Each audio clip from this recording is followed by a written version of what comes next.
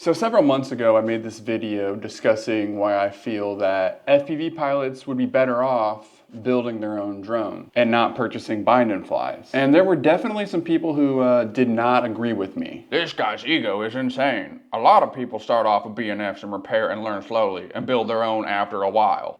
I feel that there's too much gatekeeping for a hobby that's not really growing as it is, between remote ID requirements and people who look down on those who don't build their own drones. Might as well join AMA. They also have cranky old guys that like telling others how to do things. Damn, Grim, I want to watch your content, but another video on this? WTF cares what people buy? I've been flying since the 80s. Planes, helis, talk about a kit, drones, quads, whatever. I'd rather watch you rip packs. Take us to the concrete jungle and show us what you do. Take us through a build with some editing. You can do it in 15 minutes. We don't need to see every freaking solder. Next vid, you're gonna tell us not to buy a pre-built radio? You're gonna get on the OpenIC VTX bus? At Grim Ripper. My BNF Nazgul V2 I bought 4 years ago. I fly it all the time. When I do, it's not just lightly either. Still original every part, all but the VTX. You are an idiot. Anything will break from concrete crashing. You know, so I just realized that this comment is from a fellow content creator and I never responded. Where are my manners? Hey man, sorry for the late reply, but I have been super busy gatekeeping the hobby, but better late than never. I thought I'd check out some of your FPV videos, and I gotta say, all that flying in all those cornfields was extremely badass and definitely not lightly, at all. I am super surprised you haven't broken your drone in 4 years. That's super impressive considering all that empty space and grass out there for you to crash into. I mean, seriously, flying in wide open areas with no obstacles, like concrete, is some of the most wild and crazy, not lightly flying I've ever seen. I am very surprised that you aren't a pro or anything like that. If that's where I was flying every day, I'd certainly have bought like 15 Nazguls at this point. In all seriousness though, you really should consider reaching out to iFlight and show them some of these sick ass rips you've been doing and get a sponsorship. Maybe they'll send you another couple Nazguls and then finally, you will get the attention and recognition that you deserve. So it's been several months since I've actually read any of these comments. So actually to take a little bit of a break and just think deeply on a lot of these profound messages that I received. I think I've realized that these comments make some really, really good points. You know, I am in fact an idiot. And furthermore, I definitely have been gatekeeping quite a bit, you know, because I care so much about what other people do with their FPV drones. You know, somebody has to decide what other people do with their remote control toys. You know, and if somebody else doesn't do it, then I guess I'm just gonna have to be the one to gatekeep it. Either way, I finally decided that from this day forward, I'm only going to make videos based off of the random anonymous YouTube comments that I receive. Because it seems that I've forgotten the original goal of this channel, which was to make videos based solely on people in my comments with the username BigNutsFPV. And that's Big Nuts with a Z, by the way. So from this day forward, I will only be making product review videos and build videos, because there definitely aren't enough of those online as it is. Bardwell hasn't made a build video in about 6 months. And when it comes to the internet, that's about 15 years. Oh, by the way, speaking of Bardwell, that is a path of broken glass, tears, and heartbreak. Building FPV drones, don't do it. No one should do it. And that's it. Completely in context, nothing out of context here. Bardwell said it, don't build your own drone. And just like that, I've officially changed my entire position on building your own drone. And I think that ultimately you should probably not build any drones and just spend $1,200 on a Avata 2 and just fly with that. Because that's really all that matters. As long as you just fly in the air, then you're doing FPV. It doesn't really matter. But I think those things are unnecessarily expensive and they don't fly nearly as well as a carbon fiber FPV drone. I guess if you have the money and you don't care, just get the Avata. But ultimately I would say save some money and buy a custom build type of FPV drone, because then you can get something like ELRS on it and you can use pretty much any radio with it.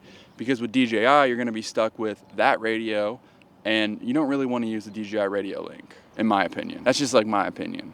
At Wrecked, you can get a solid frame with solid electronics, well built, tuned by people in Ohio, which you know that's a good place to be.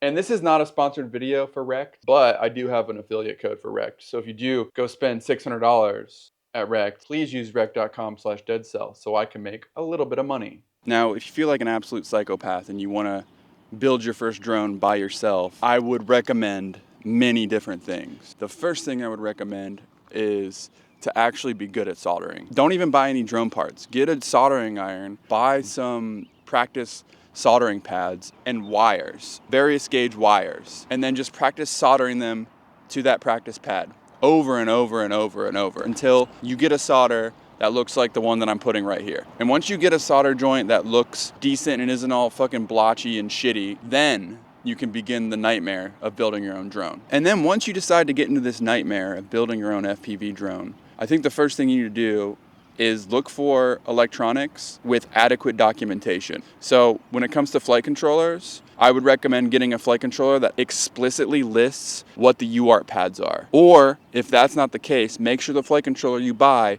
has some sort of document that illustrates what each pad is. Some more things to consider when you're actually assembling your FPV drone for the first time is that you want to make sure that you have good cable management, so all your wires are organized very nicely, they're not just kind of flung everywhere. And then making sure that your VTX and your camera fits within the frame that you've chosen, because sometimes shit doesn't fit, especially with stuff like DJI, where they make their cameras weird non-standard sizes that nobody else does. And also, another thing that is very, very important is to make sure that you have 3D printed parts for everything that you need to mount, like antennas, the GoPro, if you're gonna use a GoPro. And one important 3D print that I'll recommend personally are motor guards. Just something to protect your motor, because ever since I started using motor guards on my FPV drones, I've broken way less motors. Like when I first started out, I would break motors all the time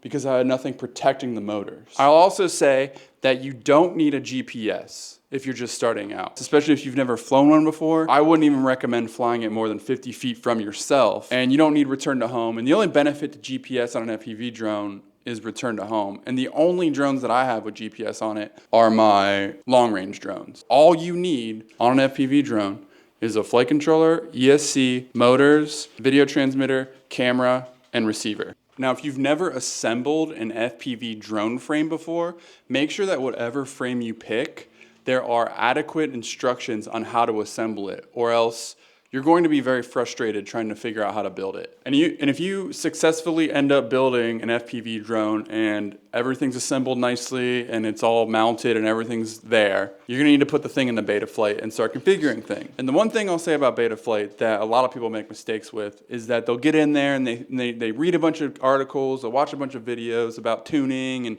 rates and all that stuff. Don't worry about any of that stuff. The only thing you need to do is make sure your radio binds, it controls the drone appropriately, you have OSD, and you have video, and your motor's spinning in the correct direction.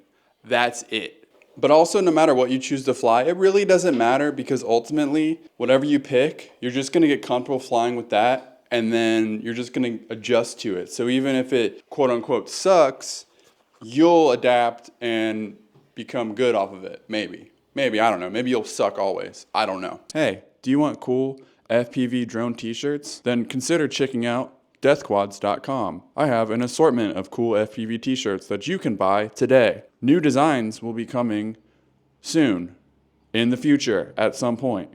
So remember, check out deathquads.com today.